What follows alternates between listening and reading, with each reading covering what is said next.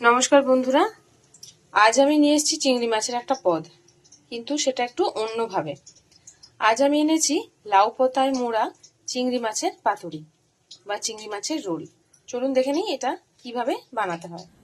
সর্ষের তেল প্রথমে কড়াই গরম করে নিয়েছি, এতে দিয়ে দিচ্ছি দুটো শুকনো লঙ্কা। এইগুলোকে আগে ভেজে আমি ভালো করে তুলে নেব।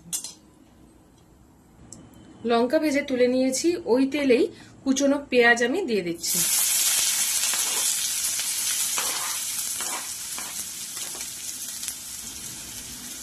পেঁয়াজটাকে এবার ভেজে নেব।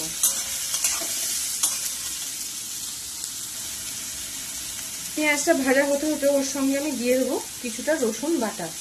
আপনাদের কাছে যদি গোটা রসুন থাকে সেটা কুচিয়েও আপনারা কিন্তু এখানে দিতে পারবেন। এবার এটাকেও এর সঙ্গে ভালো করে ভেজে নেব। পেঁয়াজটাও ভালো করে ভাজা হয়ে গেছে, এবার আমরা এটাকেও তুলে রাখবো। সেম কড়াইতে আমি আরেকটু সর্ষের তেল দিয়ে দিচ্ছি এবং এর মধ্যে আমি দিয়ে দেবো চিংড়ি মাছ।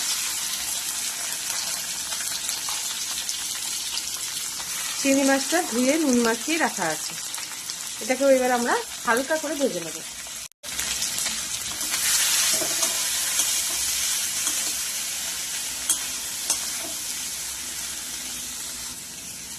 চিংড়ি মাছটাও ভেজে নিয়েছি, এবারে এটাকে তুলে রাখবো, দিয়ে ঠান্ডা করতে দেবো।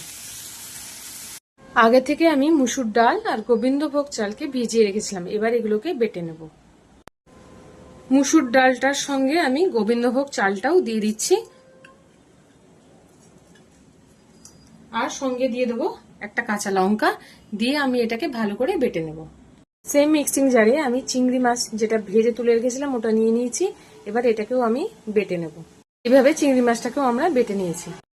এবার বাটা চিংড়ি মাছটার সঙ্গে যে ভেজে রাখা যে পেঁয়াজ রসুনটা ছিল ওইটা, তার সঙ্গে নুন, আর এদিকে হচ্ছে ধনেপাতা কুচি, এগুলো সব মিশিয়ে নেব। নুনের সঙ্গে আগে আমি লঙ্কাটা ভালো করে চটকে নেব।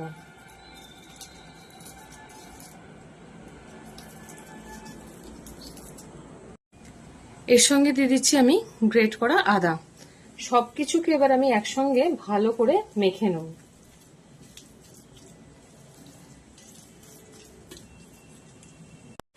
এইভাবে আমি এটাকে ভালো করে মেখে আর রেখে দিচ্ছি। যে ডালটা আমি বেটে রেখেছিলাম তার মধ্যে এবার দিয়ে দিচ্ছি নুন, দিয়ে এটা ভালো করে মিশিয়ে নেব। এবার আমি নিয়ে নিয়েছি একটা লাউ পাতা, তাতে আমি যে চিংড়ি মাছটা রেডি করে রেখেছিলাম বেটে মশলা দিয়ে, সেইটাকে একটু করে পোর্শন নিয়ে নেব আর এতে দিয়ে দেবো।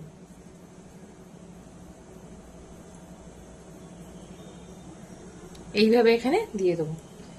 এবার পুরো জিনিসটাকে ভালো করে ভাঁজ করব।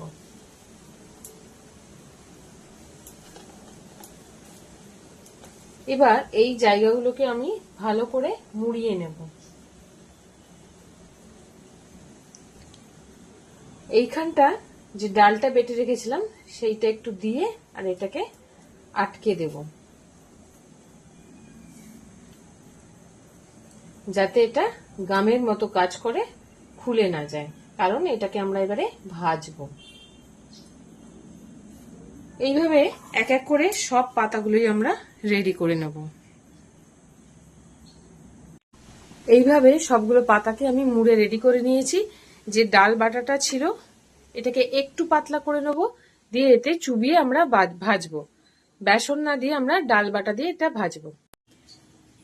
আমি সর্ষের তেল গরম করে নিয়েছি, এবার এই পাতাগুলোকে এর মধ্যে ভালো করে কোটিং করে নেব ডালের মধ্যে, তাহলে মুচমুচেও হবে আর খুলেও যাবে না।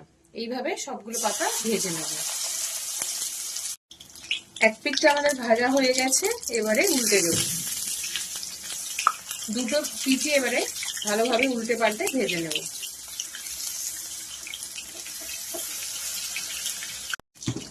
এইভাবে আমরা দুপাশটা ভালো করে ভেজে নিয়ে আর পরিবেশন করব ভাতের সঙ্গে।